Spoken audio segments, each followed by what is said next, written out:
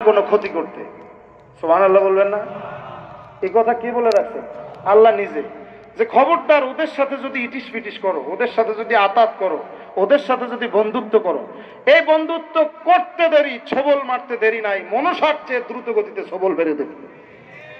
কোরআন শরীফ সাক্ষী, সূরা আলে ইমরান 118 নম্বর আয়াত।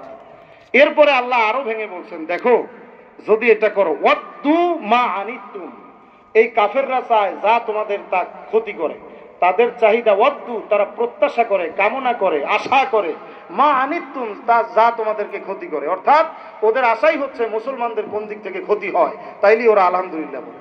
কথা বুঝতেছেন? এরপর আল্লাহ বলছেন, কদ বাদাতিল বাগদাউ মিন আফওয়াহিহিম, ওদের মুখ থেকে তো মুসলমানদের বিরুদ্ধে একটু একটু বলে, ইসলামের এই সমস্যা, মৌলবাদ, ধর্মান্ধ, জঙ্গিবাদ, এটা সেইটা নানান স্লোগান ইসলামের বিরুদ্ধে আছে না, নানান স্লোগান তারা দিতেছে। আল্লাহ বলতেছেন এগুলা খুবই সামান্য, বরং ওয়ামা তুখফি সুদুরহুম আকবার, তাদের অন্তরে যা যা যেটা তারা গোপন করে রাখছে, এটা মুখেরটার চাইতে আর অনেক বড়, অনেক বেশি ভয়ঙ্কর। কথা বুঝতেছেন?